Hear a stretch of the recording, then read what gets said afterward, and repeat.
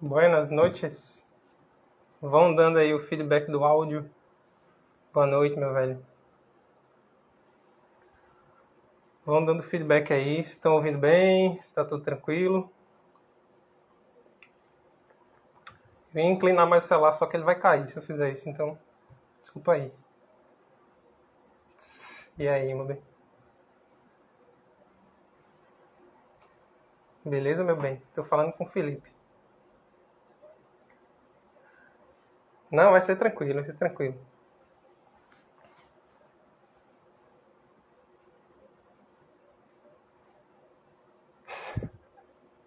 Canalha, canalha.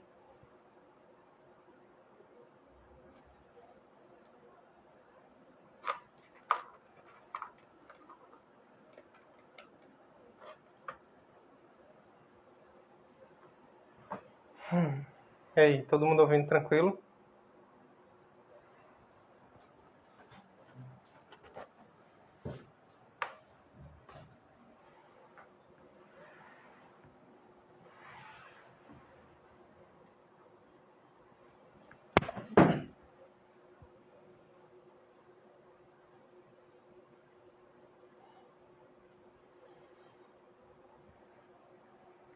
Não, o calor não tá manso, não.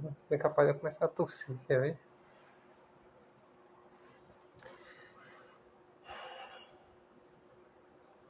E aí, e o áudio? Manda sim. Tá ali. Ajeita esse ventilador.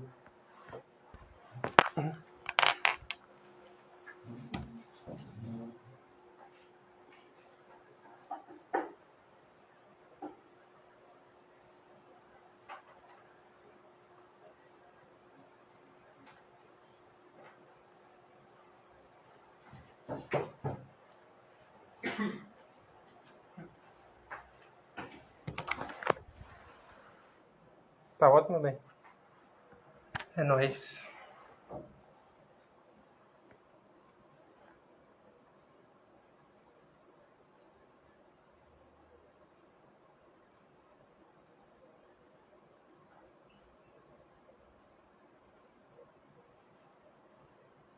Chega mais um pessoal aí.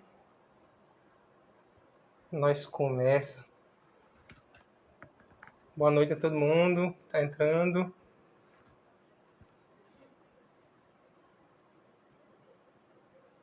O Luizão.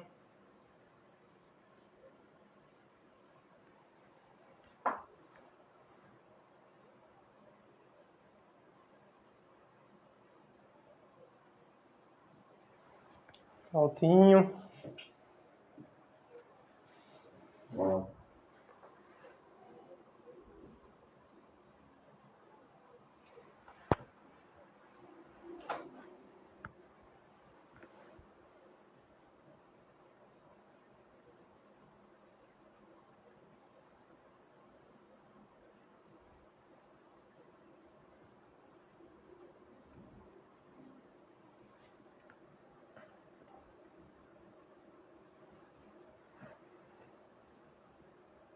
E aí, meus caros?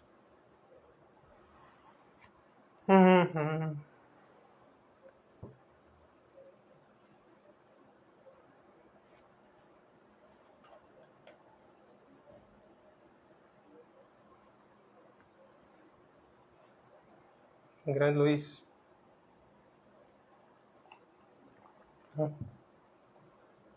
Gostou, Ed? Eu vou só...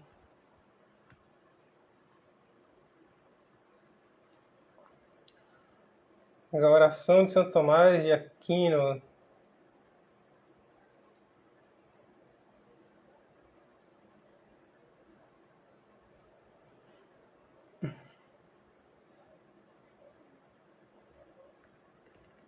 Vamos começar essa baderna, então.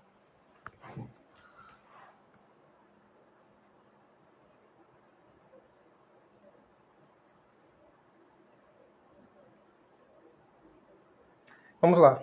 Eu vou começar aqui pela oração de Santo Tomás de Aquino e rezando a Ave Maria para podermos dar prosseguimento, certo?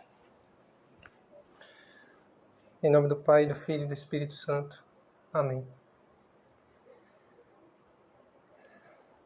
Infalível Criador, que dos tesouros de vossa sabedoria tirastes as hierarquias dos anjos, colocando-as com ordem admirável no céu. Vós que distribuístes o universo com encantadora harmonia, vós que sois verdadeira fonte de luz e princípio supremo da sabedoria, difundi sobre as trevas de minha mente o raio de esplendor, removendo as duplas trevas nas quais nasci, o pecado e a ignorância. Vós que tornastes fecunda a língua das crianças, tornai erudita a minha língua e espalhai sobre os meus lábios a vossa bênção. Concedei-me a agudeza de entender, a capacidade de reter, a sutileza de relevar, a facilidade de aprender, a graça abundante de falar e de escrever. Ensinai-me a começar, regei-me no continuar e no perseverar até o término. Vós que sois verdadeiro Deus e verdadeiro homem, viveis e reinais pelos séculos dos séculos. Amém. Ave Maria, cheia de graça, o Senhor é convosco. Bendita sois vós entre as mulheres e bendito é o fruto do vosso ventre, Jesus. Santa Maria, Mãe de Deus, rogai por nós, pecadores, agora e na hora de nossa morte. Amém. Nossa Senhora das Neves, rogai por nós. Santo Tomás de Aquino, rogai por nós. Em nome do Pai, do Filho e do Espírito Santo. Amém. Muito boa noite, meus queridos. Alegria podermos de novo aqui estarmos juntos para continuar com a nossa série sobre os pecados capitais. Eu repito o que disse semana passada quanto à questão da direção espiritual, né? Estamos num tempo em que, por carência de sacerdotes ou por má formação dos mesmos, temos muitas vezes recorrido a leigos que não estão preparados e nem têm o carisma necessário, as graças suficientes para poder nos dirigir espiritualmente.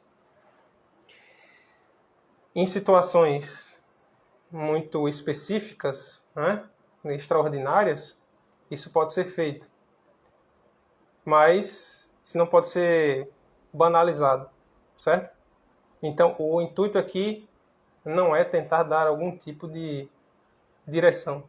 Até porque o primeiro que precisaria de direção é este que vos fala.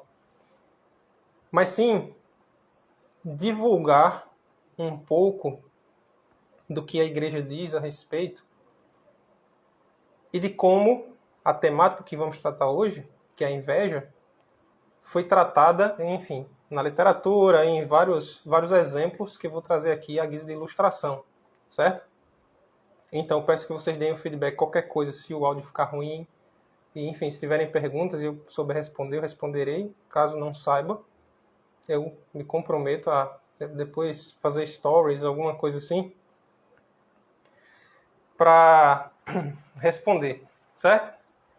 Bom, o tema de hoje, como todos sabem, é um pecado capital que é a inveja, certo? Normalmente, o que se faz é que a gente define o que, enfim, define a matéria sobre a qual vamos falar, certo? E depois a gente sai extraindo consequências.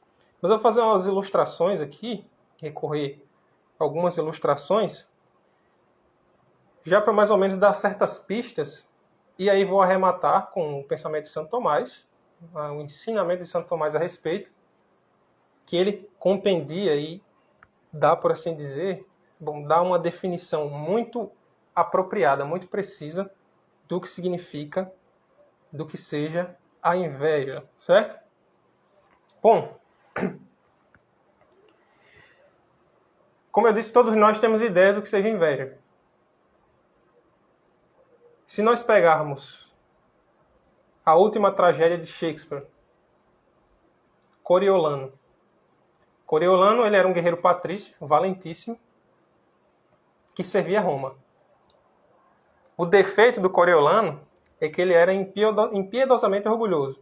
Ele era muitíssimo orgulhoso. E por isso ele desdenhava das classes baixas, né? Ele pisava na cabeça do pessoal. Ocorreu que ele concorreu ao cargo de cônsul, mas para isso ele tinha de dobrar os joelhos, ele tão orgulhoso que era, ele tinha de dobrar os joelhos perante os tribunos, certo? Primeiramente perante os plebeus, os tribunos eram os representantes dos plebeus. E ele se vê naquela situação, alguém tão orgulhoso, tão valente, um guerreiro tão afiado quanto ele, de dobrar os joelhos diante de classes mais baixas, de pessoas que não estavam à altura dele. E o que é que ele faz? Ele faz um arranjo, digamos assim. Ele faz um meio termo, certo? Com os tribunos, que são os representantes. Mas esses, entendendo que Coriolano constituísse um empecilho ao aumento de poder deles, o que é que eles fazem? Eles dizem, vamos sabotar esse cara aí, vamos sabotar esse Coriolano. E assim eles fazem, insuflam as massas contra o patrício e ele acaba expulso de Roma. Ele, como vingança, ele se une aos inimigos de Roma, são os volscos, e acaba por pôr de joelhos, não ele mesmo, mas a cidade. Ele a põe de joelhos e ele só para, não dizima todo mundo, a pedido da mãe. A mãe dele intercede e assim ele segura sua mão, né? Só que no campo inimigo, no campo do adversário de Roma, que é o campo dos volscos, quando ele é expulso de Roma, ele fica muito respeitado lá, porque ele é um guerreiro fenomenal. Mas lá havia o que estava em primeiro lugar antes dele, que é um cara chamado Túlio, ou Tulo Alfídio.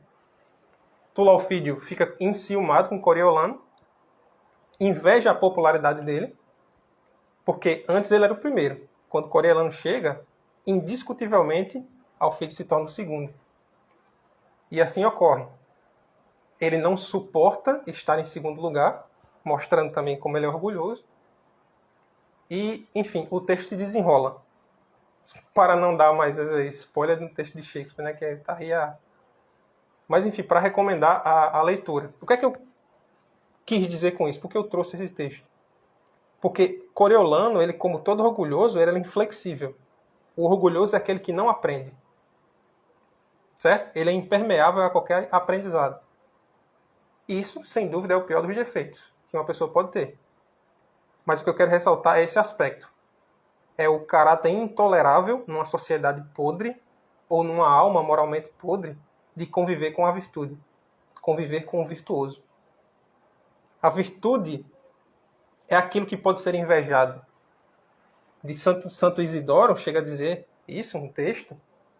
Ele diz, ninguém inveja a desgraça, né? Só se o cara for louco. Ninguém inveja a desgraça. A virtude, sim, a virtude suscita logo os olhares, suscita, né, dá aquele chamamento para que os olhares se voltem para a pessoa virtuosa. Por quê? Porque os virtuosos estão em menor número, né? E a virtude é uma riqueza. E por isso as pessoas vendo o virtuoso, elas sentem inveja porque elas são incapazes de fazer aquilo ali. Certo? Esse texto do Shakespeare, ele me lembra, claro, não se adequa exatamente, mas ele me lembra um filme chamado Patton, o General Patton, baseado em fatos reais, que era alguém, aí o filme é de 69, dezembro de 69, filme de 1970, esse Patton era um general e também era muito orgulhoso, assim, porque ele era um vitorioso, ele queria trazer aquele espírito antigo dos guerreiros para a condução de seu exército, né? Enfim, isso também tem consequências e fica o filme aí como ilustração. Qual foi o primeiro caso, propriamente dito, de inveja? Nós podemos descrever aquilo que Satanás fez, o non serviam, como, claro, um ato de orgulho, em primeiro lugar, que é o pior dos defeitos. E, a partir daí, nós também podemos reputar este ato como um ato de inveja. Ele olhou Deus, né, viu que Deus era, enfim, tinha sumo poder, suma potestade, suma beleza, suma bondade, e o demônio sentiu inveja. Como o demônio sentiu inveja dos próprios homens. Criaturas tão débeis e que tiveram a porta do céu aberta para eles, essa possibilidade de que eles ascendam ao céu. Mas humanamente, a Sagrada Escritura nos diz, o primeiro caso de inveja conhecido é a de Caim e Abel. Né? Deus encontra a oferta de Abel. Né? Ele aceita a oferta de Abel e a oferta de Caim ele rejeita. Então, Abel ele fica aí como figura do Cristo, né? Aquele mais belo entre os homens. Deus quis aceitar razões razões da inteligência divina, e o sacrifício de Caim não. Caim, com inveja de seu irmão Abel, foi e matou. Essa visão, claro, no sentido, os vários sentidos da Sagrada Escritura que nós podemos, a partir dos quais nós podemos depreender a nossa fé, tem esse sentido de, por exemplo, enxergar o Cristo, que é o sentido analógico, enxergar o Cristo em todas as passagens da Sagrada Escritura. Então, o Cristo é esse novo Abel que foi traído pelos seus filhos, né? Pelos seus irmãos, Anás, Caifás, Judas, nós. E isso, com vários outros acontecimentos dentro da Sagrada Escritura. Certo? Caim, assim como Tula o filho, ele não pôde aguentar o sucesso do irmão. E por isso o matou. Depois, na mesma Sagrada Escritura, nós temos a história, lindíssima, inclusive, de José. José do Egito. José era filho de Jacó e Raquel, e ele era favorito do pai. Isso despertou, claro, inveja nos seus irmãos. A ponto de um belo dia, eles estavam no campo, e aí os irmãos chegaram e maquinaram, né? De, olha, vamos colocar a perder esse menino. Porque nosso pai não olha para nós, só olha para ele. Só olha para esse filho pródigo, né? Pegar esse texto lá adiante. Então, o que é que eles fazem? Jogam o menino numa cova, né? Numa tumba, num buraco, e vendem-no aos ismaelitas como escravo. O menino vai como escravo, só que esse menino ele foi agraciado com o dom de interpretar sonhos. Né? E ao chegar na prisão, ele passa ali 2 anos nessas interpretações de sonhos e mostrando para o imperador, né? Pelo menos o faraó vendo que ele tinha um potencial, acaba que neste cativeiro, o faraó vai se apresentar a ele, a esse menino, né? A esse jovem que está preso. Ele foi preso aí com 17, 18 anos. E quando chega lá, o faraó apresenta um sonho e diz, olha, eu sonhei com 7 vacas magras, 7 vacas gordas, que depois eram devoradas por 7 vacas magras. Né? Consumiam essas vacas gordas. E aí pergunta ao menino, ao rapaz, José, que claro, ele estava mais velho, o que é que significa esse sonho? O que é que significava esse sonho? E aí ele responde, olha, esses 7 anos, essas 7 vacas são 7 anos de abundância pelos quais o Egito vai passar, seguido de 7 anos de penúria, de escassez, de fome, de seca.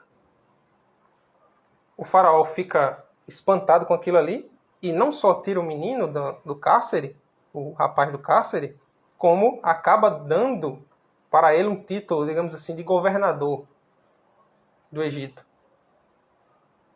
E aí, José, investido desse poder, ele começa a estocar alimento, etc, etc, de modo que quando vem esses 7 anos de seca, é lá, o Egito, onde José está, onde há os celeiros abundantes, né, de comida. Certo? Ele estoca trigo, etc. E aguarda, né, a fome se espalha pelas terras. Os irmãos de José, movidos pela fome que os acometia, acabam indo até o Egito. E eles nem reconhecem José. Que eu lembro, eles nem, não reconhecem José. É José que os reconhece. Ele os reconhece. E a história que se segue é que o povo se estabelece no Egito até ser escravizado depois, né? E liberto por Moisés. A conclusão da história de José, eu também vou deixar aberta aí para quem não sabe, para que vão à Sagrada Escritura e leiam. É lindíssima, né? José, com a sua atitude final, ele mostra porque é invejável, por assim dizer. Invejável no sentido de que é virtuoso. Certo?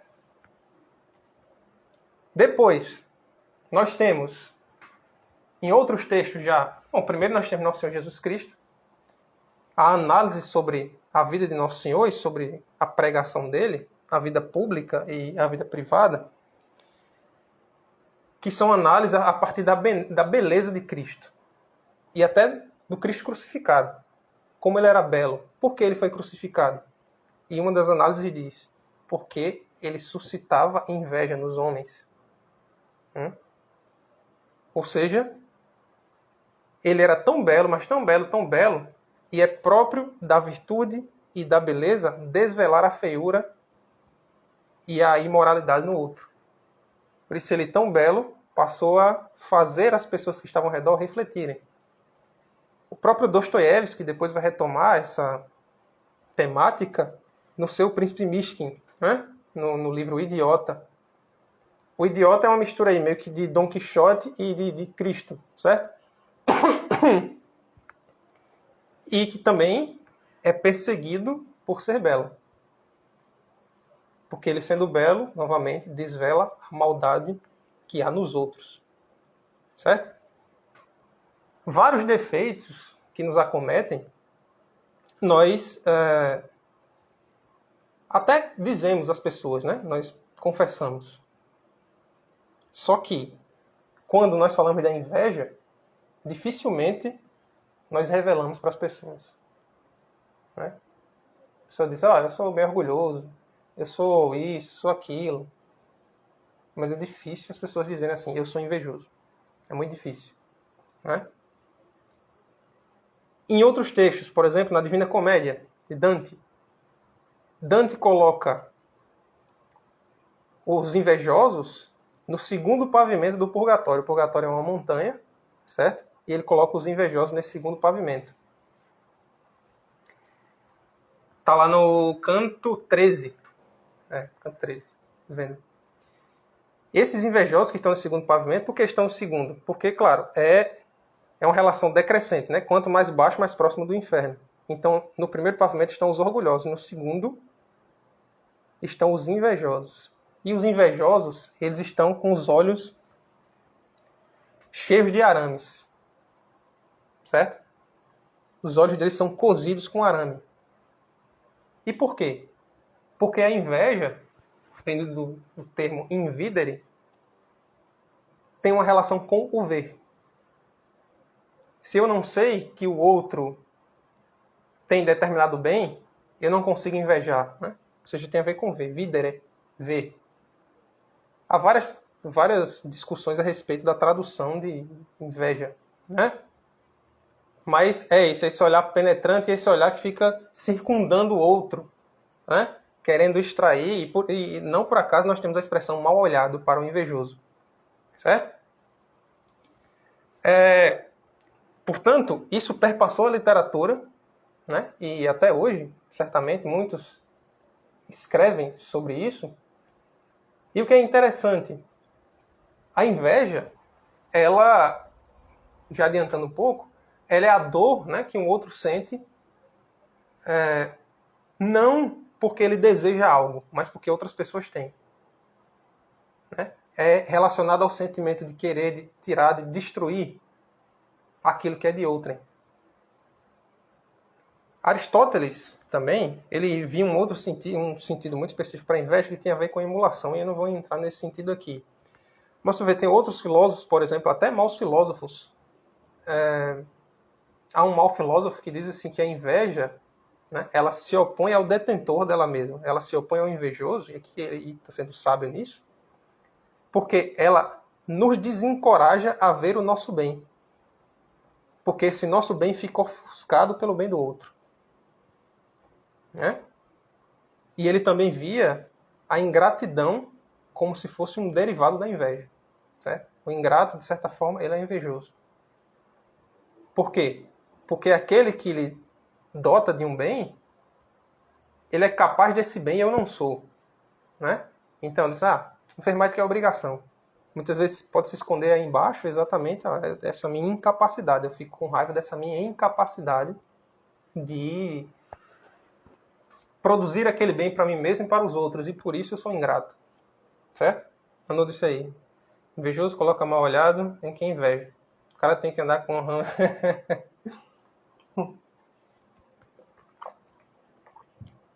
Eita, me engasguei. Tinha outros também. Ai. Outros pensadores. Tinha Antístenes, que era fundador da antiga escola cínica de pensamento. Ele dizia que a inveja, ela corrói o invejoso, assim como o ferrugem corrói o aço, né? corrói o ferro. Ovídio, escritor das Metamorfoses, ele diz no livro 2 das Metamorfoses que a inveja é aquela que se consome a si mesma ao ver o sucesso dos homens. Outros filósofos também, até maus filósofos, se referem à Revolução Francesa e às revoluções posteriores, e, enfim, como produtos da inveja. É muito interessante nós olharmos isso também. Não é? Enfim, são muitos os testemunhos, muitos os registros acerca da inveja. Certo? E nós vivemos numa sociedade, e aqui, até agora eu estou pressupondo que vocês entendam, né? O que é inveja, Joaninha? Que vocês tenham em mente algum conceito de inveja aí, depois nós vamos passar pela prova de Santo Tomás aqui. E já comento que nós vivemos num mundo que definitivamente institucionalizou os pecados, os vícios. Certo? Você vê as pessoas aí... Hoje em dia a gente tem uma realidade que os católicos falam muito dos socialistas, dos marxistas, e esquecem dos liberais e capitalistas loucos, etc. E essas pessoas que só pensam em dinheiro, os seguidores e os adoradores de Mamon, o que é que eles fazem?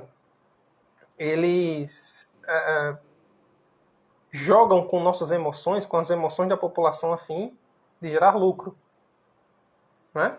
São adeptos e eles são adictos do consumismo e também querem que as pessoas sejam, porque assim eles podem vender mais. Então, se nós olharmos o nosso mundo ao redor, propaganda que é propaganda, ela muitas vezes estimula você exatamente pela vontade e pela inveja. Né?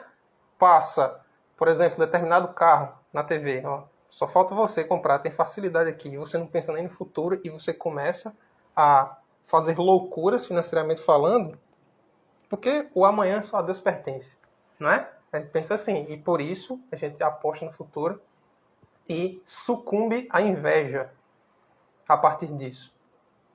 Né? Essa compra... então a gente é marcado por essa compra desenfreada de bens. Né? Somos vítimas de tudo isso aí. Passa, por exemplo, um hambúrguer na televisão. Nós, como cães pavlovianos, nós começamos logo a salivar. E hoje em dia, que a gente é só dar um clique no celular e a comida vem até nós, aí é que a coisa se explora de maneira mais esgarçada possível. Certo? Todo aquele luxo exibido, roupas, carros, todos esses anúncios, eles sugerem que os desejos mais profundos das pessoas e os mais potentes, eles estão à palma da mão. Elas estão ao alcance, à palma da mão. Certo? Então, todo esse jogo, não falamos simplesmente dos marxistas, dos que pensam assim, eu também vou me referir aí aos socialistas, porque o socialismo é sim uma filosofia da inveja, mas tenhamos também atenção quanto a isso, quanto a essas armadilhas. Né? De achar que todo mundo aí, todo empresário, todo mundo que quer ganhar dinheiro, que é bonzinho, etc, etc. Não. Né? A inveja, diz um outro escritor, ele crê que ela começa exatamente nos sonhos. Né? uma das principais categorias de nossos sonhos são o quê? Né? É o quê? É exatamente as coisas que não temos. Né? Nós sonhamos com as coisas que não temos. Muitas vezes que não podemos ter. E às vezes, ou normalmente, é que nós não deveríamos ter certas coisas. Por isso que Deus nos dá aquilo que é necessário. Se nós pedirmos fé a Ele, Ele vai nos dar infalivelmente. Porque Ele é muito mais interessado que nós tenhamos fé do que nós mesmos somos interessados em tê-la. Mas se nós pedimos para ganhar na Mega Sena e fazer determinadas coisas, Deus não vai nos dar. Porque aquilo pode, certamente, nos colocar num caminho de pecado. Né? Pode nos colocar de modo a que venhamos a nos perder. Então Deus nos dá aquilo que é necessário. Por isso que ele diz, ó, pedi o Espírito Santo e não vos preocupeis com o resto. Certo? Qual é a diferença, então, entre inveja e ciúme, por exemplo?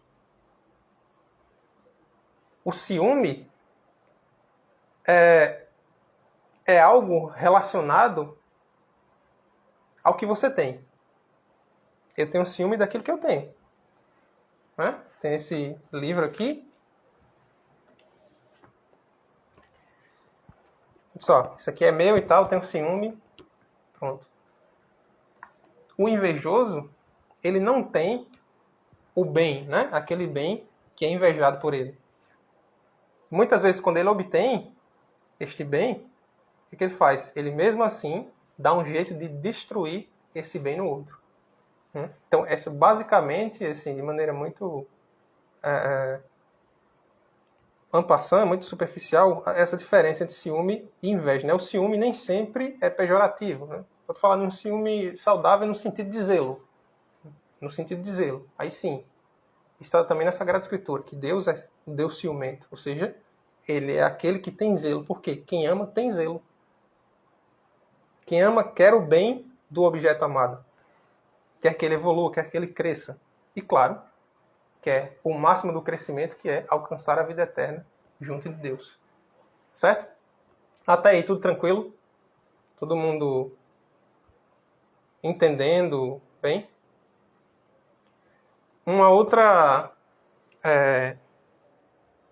ilustração que eu quero trazer. Não vou me delongar tanto, não. Porque eu acho que são muitas informações. Uma outra ilustração que eu quero trazer, exatamente fiz referência a ela há pouco, é essa estratégia do pensamento revolucionário a respeito daqueles que estão acima deles, né? Aqueles que são superiores. O Papa Leão XIII chega a dizer no Rerum Novarum, sabiamente, que os patrões não devem escravizar seus subordinados, seus empregados, né?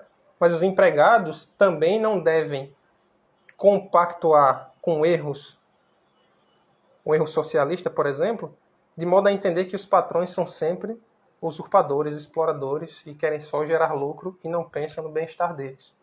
Né? Então o Papa não vai nem tanto ao mar nem tanto à terra. Ele vê o meio termo, a temperança, o meio termo virtuoso. Por quê? Porque a virtude está no meio termo. Santo Tomás chega a dizer isso no De Malo. E na Suma Teológica, enfim, em outros textos, outros de seus textos. Certo? Aí a gente chega propriamente no que significa a inveja para Santo Tomás. Nosso grande doutor da igreja e grande referência para nós. Certo? Santo Tomás diz o seguinte. Primeiro, claro, ele fala que a má escolha moral ela é um relacionamento equivocado que você tem com o objeto. Certo?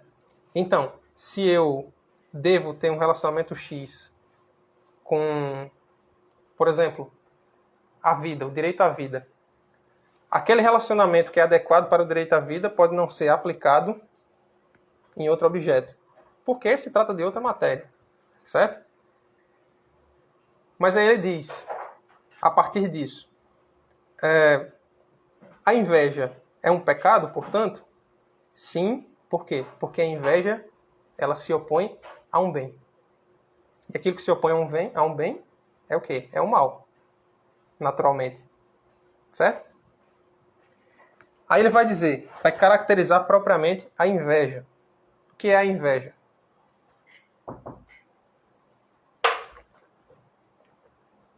Lá na questão 36 da Suma, na segunda secunda, ele vai falar da inveja. E primeiro ele diz, toda tristeza tem por objeto um mal pessoal. Certo? E o bem de outra pessoa pode também ser considerado um mal pessoal. Eu posso ver o bem de outro como um mal pessoal, sendo, portanto, objeto de tristeza. Há duas maneiras de socorrer, segundo Santo Tomás.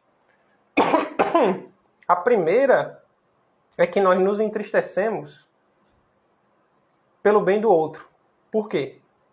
Porque nos causa algum prejuízo.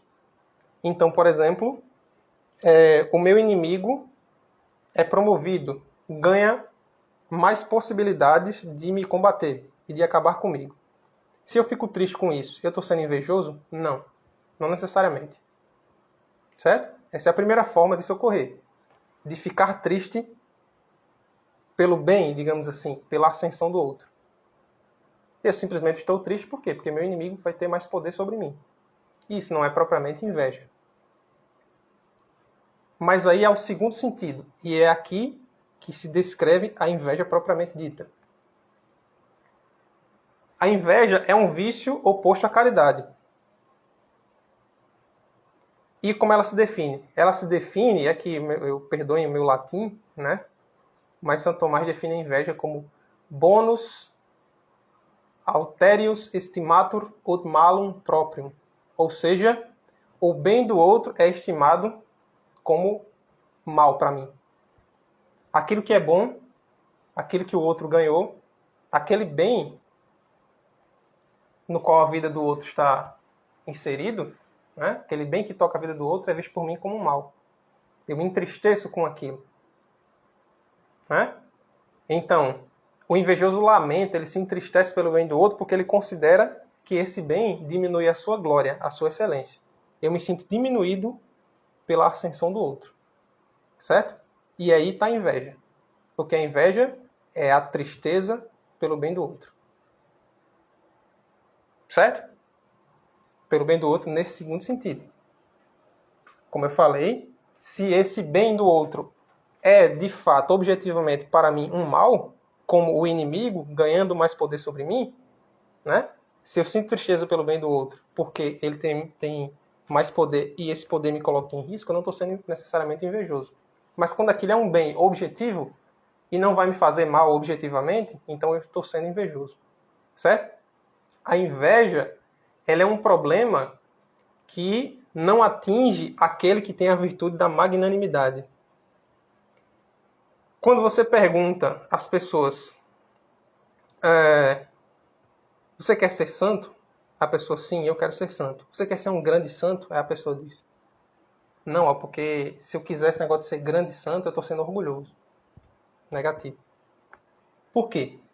Porque você encontra santos que foram ricos, santos que foram pobres, santos que foram analfabetos, santos que foram instruídos, mas você não vai encontrar um santo que não fosse humilde, que não seja humilde. Portanto, ser santo é sinônimo de ser humilde. E humilde é aquele que se coloca na sua posição dentro do cosmos, dentro da existência. E para além dessa existência. Certo?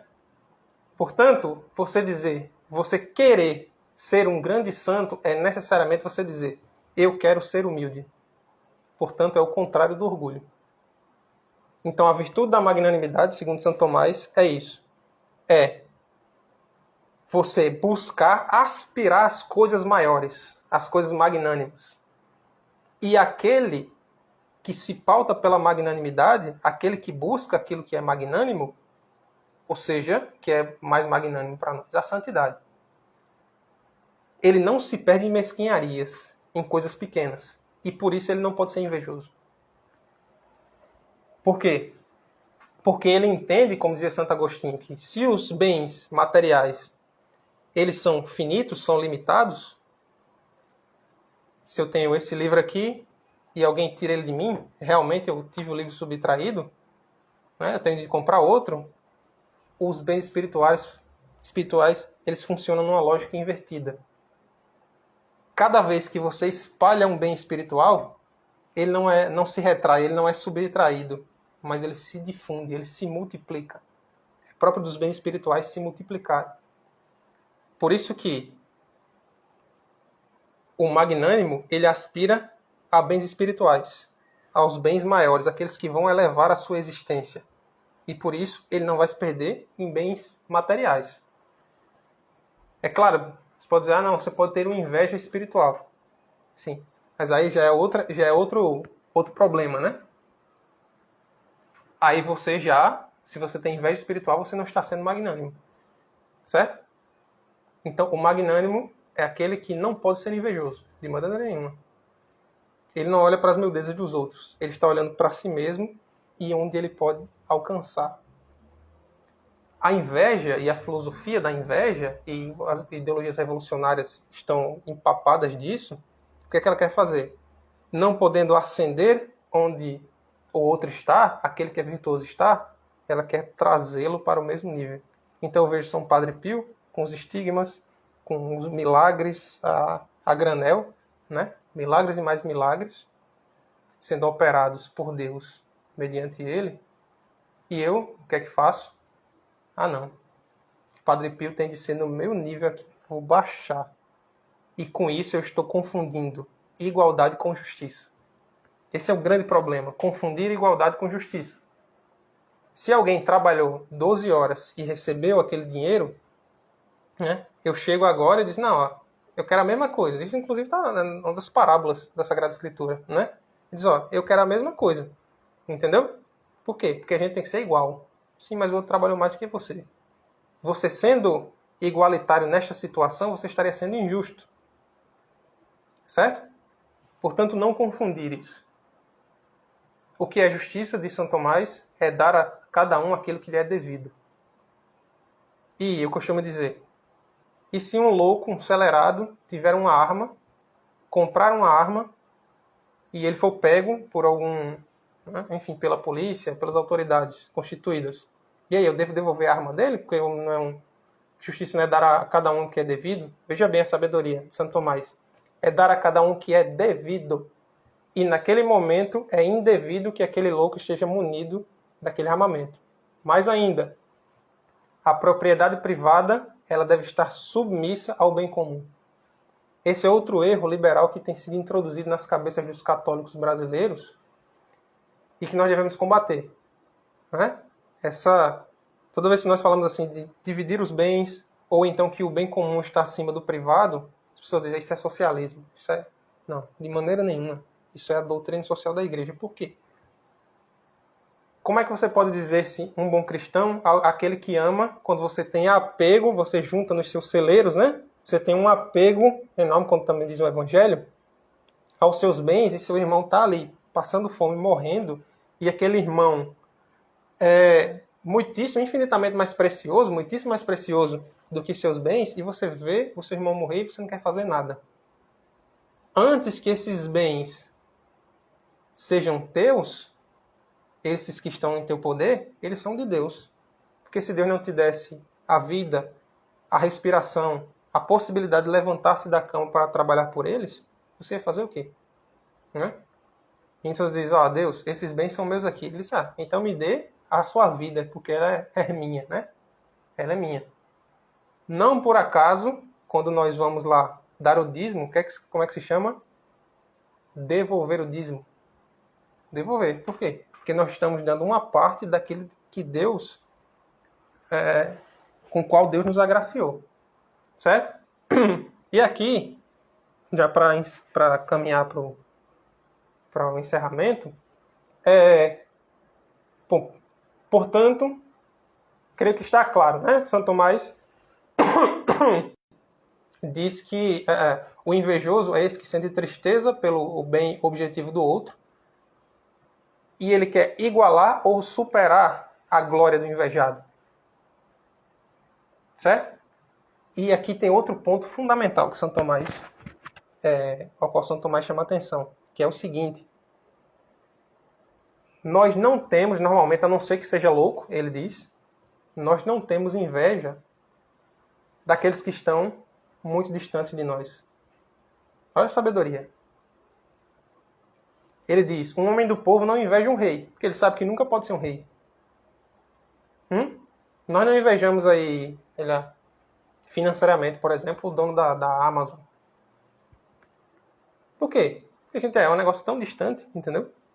O difícil é lá, assim como foi difícil para o Tullalfídio na tragédia de Shakespeare, conviver com o virtuoso próximo a ele, é-nos difícil exatamente isso. Conviver com o virtuoso que está ao meu lado. Né? Veja, analogicamente se dá, por exemplo, quando nós dizemos assim, nós amamos as crianças da África. A coisa mais fácil do mundo é você amar a criança da África. Porque ela está distante. Né? Ela está muito longe. Então você cai naquilo que é exatamente a acusação que um conservador como o Burke, que também é, enfim, tem partes lamentáveis, né? Ele, por sua vez, já é também um liberal de matriz de pensamento. Burke fez a acusação a Rousseau, dizendo que ele era um filósofo da vaidade e aquela frase belíssima, né? Rousseau amava a humanidade, mas desprezava todos os homens concretos. Certo? Difícil é conviver contigo, é mesmo, viu?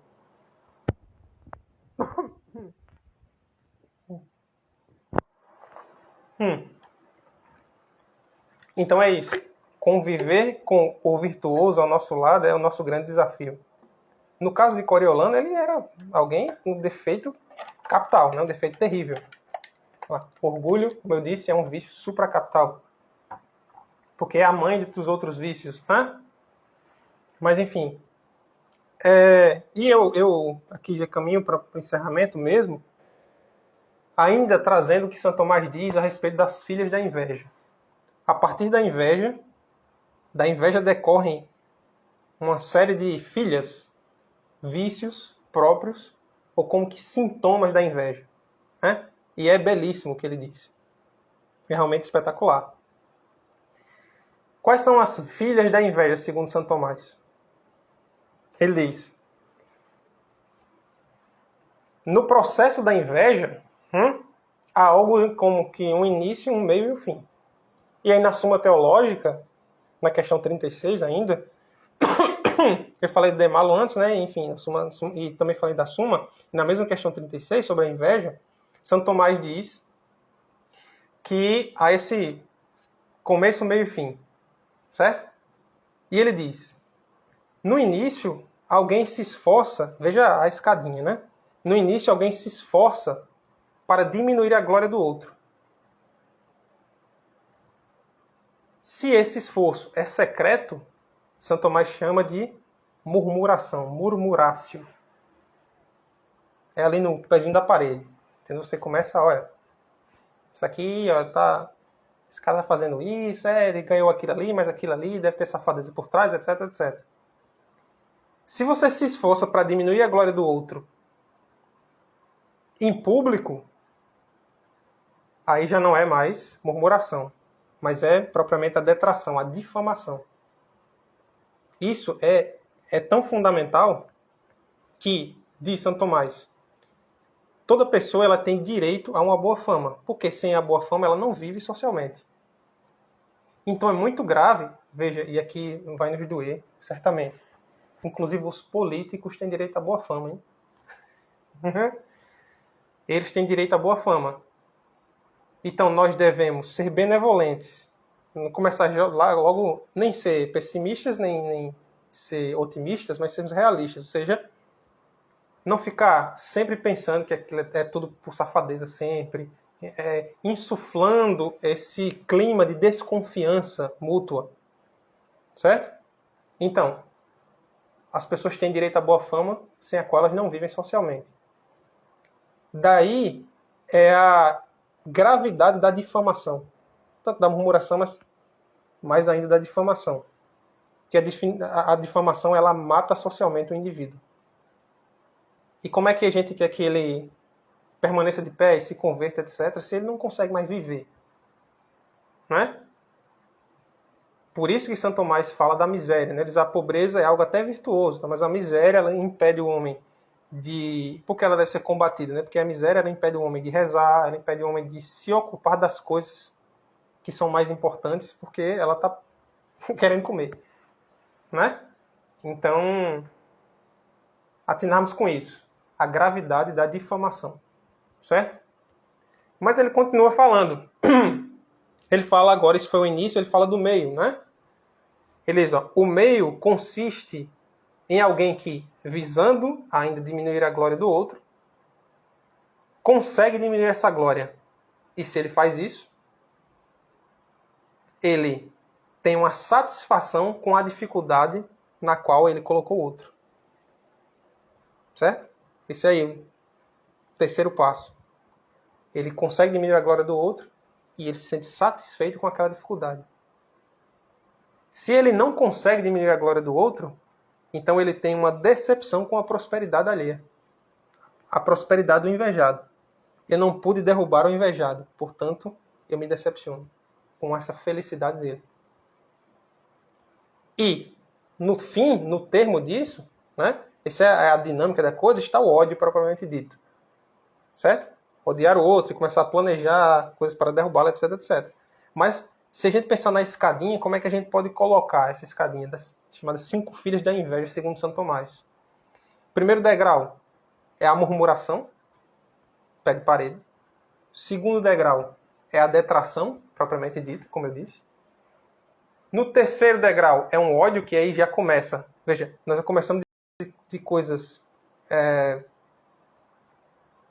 ele diz, o mais problemático, né? Isso vai ser, a inveja vai ser tão mais grave quanto mais ela se dirige, tem por objeto coisas espirituais.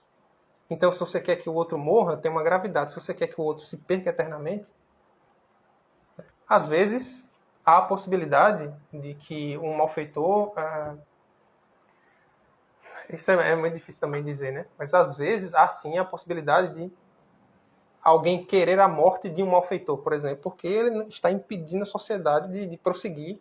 Ele está matando, ele está roubando, fazendo tudo isso, mas isso é outra discussão, certo? Mas digamos, um inocente, você quer a morte dele, isso é gravíssimo. Se você quer a condenação eterna dele, o patamar de gravidade é outro, certo?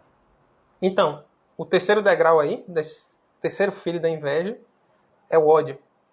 O quarto filho da inveja, pode colocar, como eu disse dessa forma didática aqui, é a exultação pela diversidade do outro. Pela adversidade pela qual o outro passa. Certo? Ou seja, você se alegra com o problema que o outro... pelo qual o outro passa. Ele está doente, ele está, enfim, sem dinheiro, etc. E você se alegra com isso. É o quarto degrau. Aí você já está... né? E o quinto degrau é o quê? É não a alegria pelo infortúnio do outro.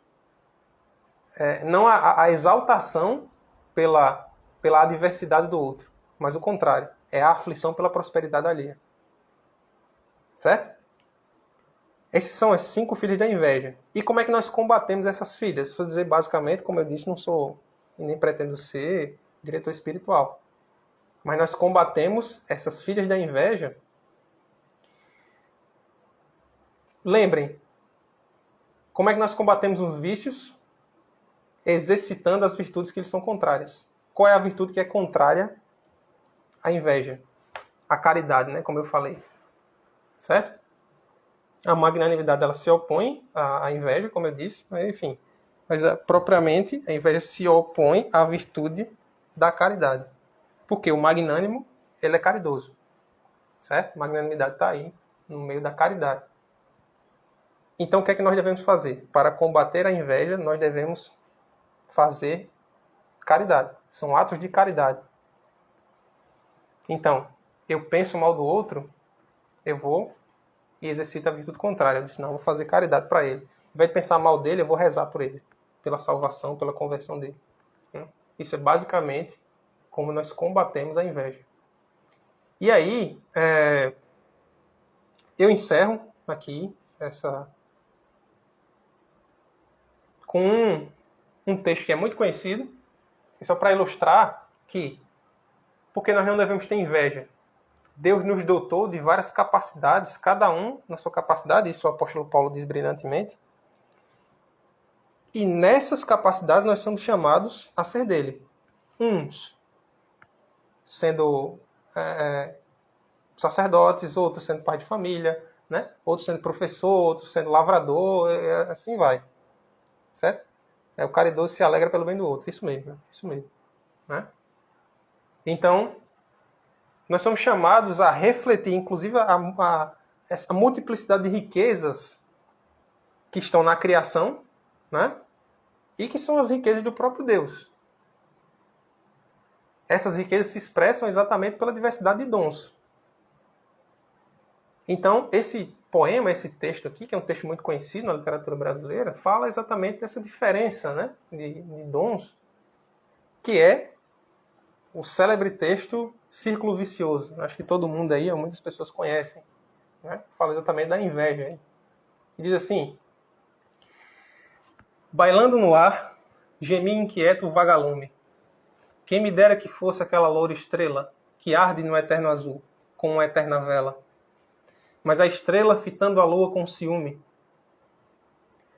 diz: pudesse eu copiar o transparente lume que da grega coluna à gótica janela contemplou suspirosa a fronte amada e bela, mas a lua, fitando o sol com azedume, diz: mísera, tiveste eu aquela enorme, aquela claridade imortal que toda a luz resume, mas o sol, inclinando a rútila capela, diz: pesa-me esta brilhante auréola de nume, enfara-me esta azul e desmedida umbela, porque não nasci eu, um simples vagalume. Né?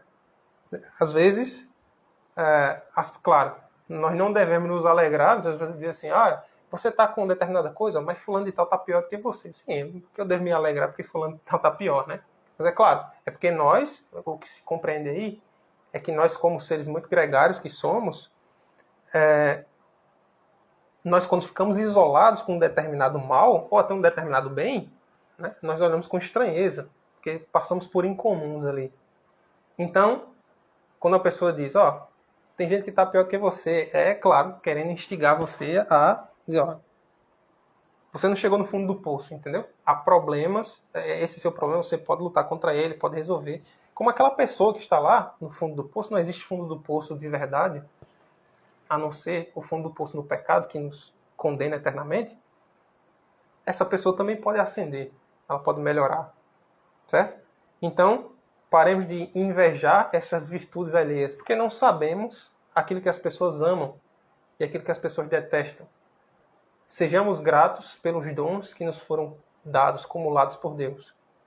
E assim nós sigamos, sempre suplicando a Deus, para que nos vejamos livres dos males, do orgulho e da inveja. Agradeço a todo mundo e viva Cristo Rei. Quem tiver algum questionamento, quiser dizer alguma coisa aí, enfim, posso fazer um comentário.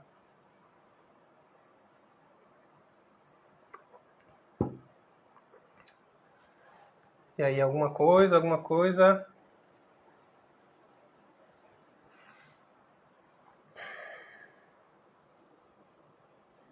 Vinícius, muito obrigado, Vinícius. Muito obrigado pela assistência aí. Salve Maria Santíssima. Viva, Joaninha. Lê. É isso aí. E alguma coisa, algum comentário? Vá deixando seu like, curtindo, compartilhando. Aperte o sininho, se inscreva no canal. Vou esperar um pouco.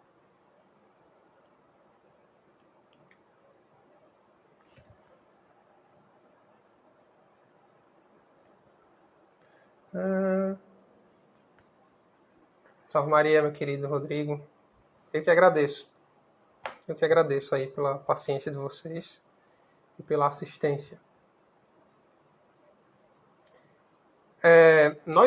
De fato, eu peço que vocês aí que estão assistindo, se puderem, gentilmente compartilhem esse vídeo, né, o conteúdo do Instituto Leão 13, as coisas que estamos fazendo. Nós estamos voltando aí de um hiato de atuação pública E, enfim, vamos voltando com tudo, se Deus quiser. Nós temos nossas aulas semanais aos sábados, às 2h30. Lá na Epitácio tem, enfim, é fácil vocês acharem o endereço aí. Esqueci, é residencial Epitácio Pessoa, né? Alguém que tiver um endereço aí, coloquem, por favor. Que é o prédio do lado do Extra, na Epitácio, da Maurício Nassau ali, ao lado. Certo? É só procurar a nossa página. Luiz Carlos, eu que agradeço, meu querido. Fique com Deus, Deus abençoe. Enfim, nós estamos tendo lá a partir de 2h30, temos nossa aula, sem atrasos, porque, enfim, antes nós tínhamos um espaço maior e maior disponibilidade de tempo, inclusive, então as aulas estão pontualmente começando às 2h30, certo? Empresarial Epitácio Pessoa, sala 607, maravilha. Valeu, Joaninha. E a Lei também colocou, valeu, Lei. Certo? Enfim, e nos acompanhem, compartilhem nosso conteúdo. Nós temos o canal no YouTube também, que puder se inscrever, etc. É fácil, Rodrigo, localizar assim. Certo? Vamos movimentar esse nosso catolicismo aqui de João Pessoa com o nosso, claro, sem desmerecer o trabalho de outras pessoas, com a nossa característica, né? Enfim, e nosso contributo, nossa tentativa de contribuir com o fortalecimento da nossa fé aqui, né? Peço que rezemos sempre pelos nossos sacerdotes, pelo bispo, nosso bispo, todos os bispos do mundo inteiro, Santo Padre, Papa Francisco, certo? E não nos dobremos diante da mentira, do erro, venha de onde vier. Não importa quem fale isso. Infelizmente, às vezes, como nós erramos, padres, bispos, enfim, todos erram, né? E, enfim, é isso. Vamos rezar, mas vamos rezar pelos nossos pastores, que nós precisamos deles. Né? E nós devemos amá-los, mais do que simplesmente ter uma relação de utilidade, nós devemos amá-los, como amamos nossos pais, nossos familiares. Né? Bom, então eu vou encerrar, certo? A live aqui, vou tentar deixar salva. Novamente agradeço a todo mundo. Não tem perguntas aí, ou tiver comentários pertinentes. É isso aí. Vamos tentar seguir com essas lives, se Deus quiser. Vou tentar no próximo domingo. Não sei que ocorra algum percalço, mas enfim, pelo menos na semana, algum dia aí. Mas vamos tentar ficar fazendo essas lives no domingo à noite, essas lives. Enfim, com outro vício capital, certo? E aí fica gravado e a gente vai trabalhando isso. Tudo bem, meus queridos? Então Deus abençoe aí essa dificuldade de pandemia e trancamento de tudo. E é isso aí. Se precisarem de qualquer coisa, nos mandem perguntas, sugestões e, enfim, procure aí nossos perfis, né? Eu sou Glaucio Vinícius Alves, sou presidente aí do Instituto e vocês podem procurar meu perfil, o perfil do pessoal também, tá aí. E, claro, ficar de olho, sobretudo, nesse perfil aqui do Instituto Leão 13, certo? Então, vou encerrando com a Ave Maria, novamente, nossa mãe, que nos abençoou no início desta transmissão e que também ela abençoe todos vocês que estavam assistindo aí. Nós pedimos. Ave Maria, cheia de graça, o Senhor é convosco. Bendita sois vós entre as mulheres. Bendito é o fruto do vosso ventre, Jesus. Santa Maria, Mãe de Deus, rogai por nós, pecadores, agora e na hora de nossa morte. Amém. Santo Tomás de Aquino, rogai por nós. Salve Maria, viva Cristo Rei.